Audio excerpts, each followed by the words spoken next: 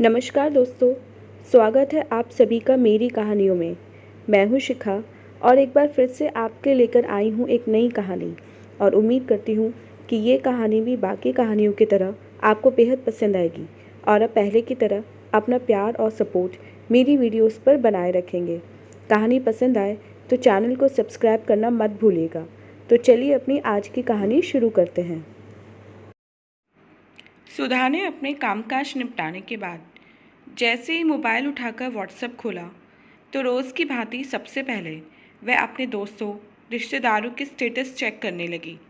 दरअसल ऐसे ही उसे दूसरों के जन्मदिन और सालगिरह का पता लग जाता था, मगर उसके चेहरे का रंग अचानक उस वक्त उड़ गया जब उसने अपनी ननद गीता का स्टेटस देखा। स्टेटस पर गीता ने अपने साल भर के बेटे छोटू की अनेकों पिक्चर लगाई हुई थी, मगर सुधा की नज़र उनमें से 2 पिक्चर से हट ही नहीं रही थी। उसे विश्वास नहीं हो रहा था, जो पिक्चर में दिखाई दे रहा है वो सच कैसे हो सकता था। ये तो मेरी आराध्या का खोया हुआ वही मोबाइल फ़ोन वाला खिलौना है जिसमें से म्यूज़िक बजता है।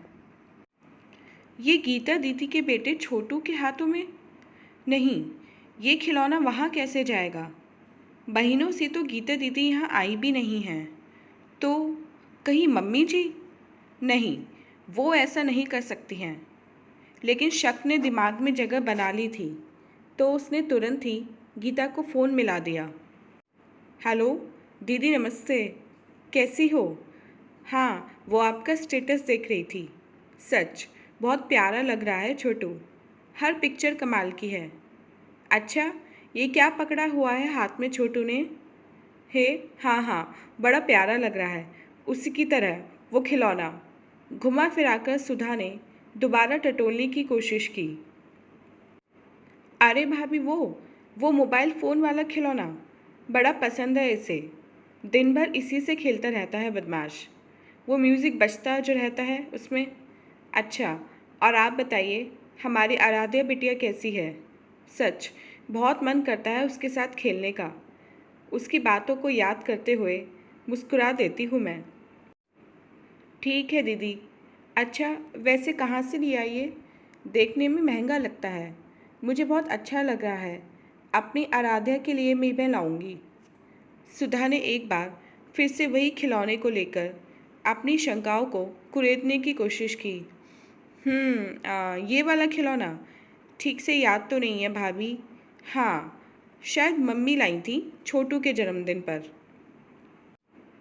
अच्छा, और सब ठीक है?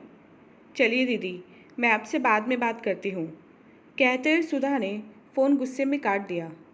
उसकी नज़रों में लगभग सब साफ था। अभी बीते पिछले हफ्ते की तो उसकी सासू माँ ननद जी के बेटे के पहले जन्मदिन पर उनके यहाँ गई थी। हाँ सच, तब से ही उसे ये नहीं दिखाई दिया।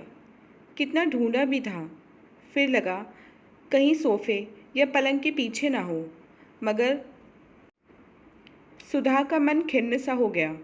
उसे अपनी सास पर गुस्सा आ रहा था। वैसे तो इतनी पूजा पाठ करती हैं, सत्संग जाती हैं, लेकिन आखिर में कर ही दी ना वही सास वाली हरकत। फिर दुनिया कहते फिरते हैं कि बहुओं को बेटी बनाकर रहना चाहिए, मगर क्या सासों को माँ बनकर नहीं रहना चाहिए? दिखा ही दिया, बेटियां ही सगी होती हैं। और वो गुस्से से बड़बड़ाने लगी। आने दो आज मोहन जी को, दिखाती हूँ उन्हीं के सामने, खोलूँगी सारी पोल पट्टी, तब पता चलेगा।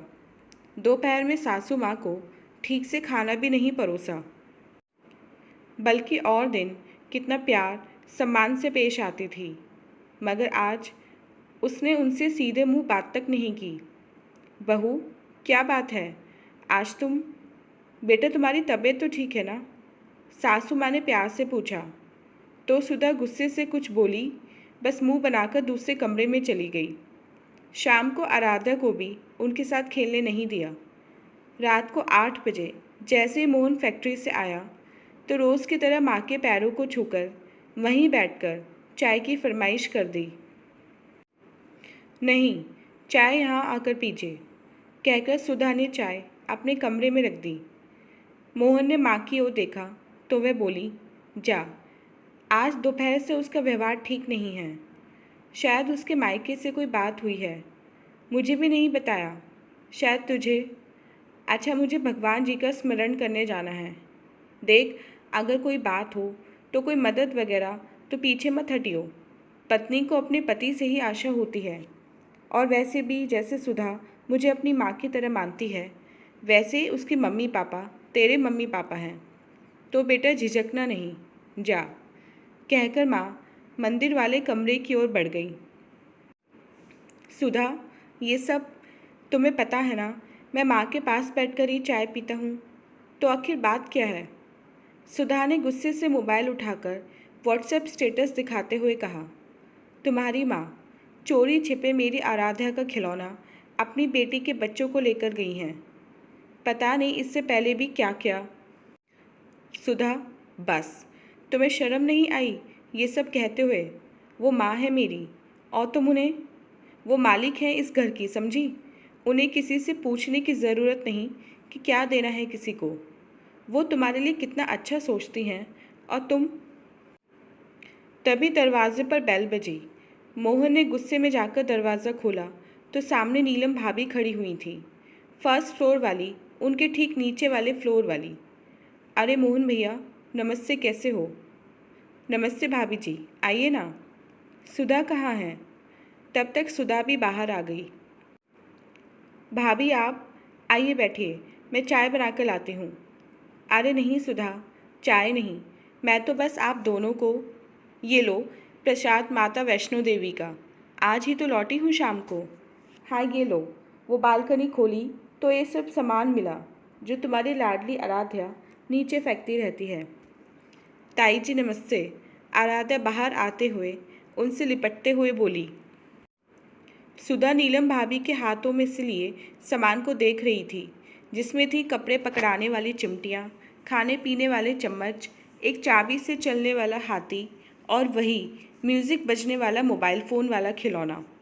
सामान और प्रसाद देकर नीलम भाभी तो वहाँ से चली गई, मगर अब मोहन सुधा को देख रहा था, जिसका सिर शर्म से झुक गया था और मन आत्मग्लानि से भर गया था। उसकी आंखें भीगी हुई थीं। उसे समझ नहीं आ रहा था, इतनी पढ़ी लिखी होकर आंखें कर ही दी ना उसने वही बहू वाली हरकत। क्या बाज़ारों में केवल एक ही खिलौना कंपनी उतारती है? लाखों हज़ारों एक जैसे खिलौने बाज़ारों में मिलते हैं। और इतना जानते हुए भी वो अपनी देवी समान माँ पर शक कर रही थी। वो फूट फूट कर रोते हुए मोहन के पैरों में गिरकर माफ़ी मांगने लगी।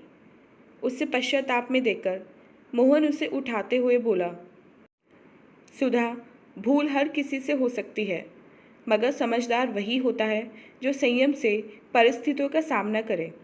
यदि यही बात तुम माँ से प्यार से पूछकर करती तो ना तुम्हें पूरा दिन कुढ़ना पड़ता और ना ही माँ को और मुझे तुम्हारे दुर्व्यवहार का सामना करना पड़ता।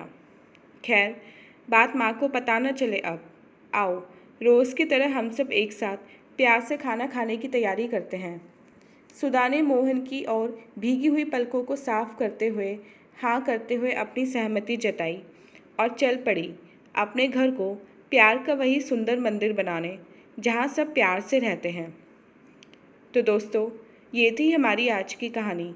उम्मीद करते हुए कहानी आपको पसंद आई होगी। मिलते हैं अपनी नेक्स्ट वीडियो में इसे नेक्स्ट कहानी के साथ। तब तक के लिए आज्ञा दीजिए। धन्यवाद।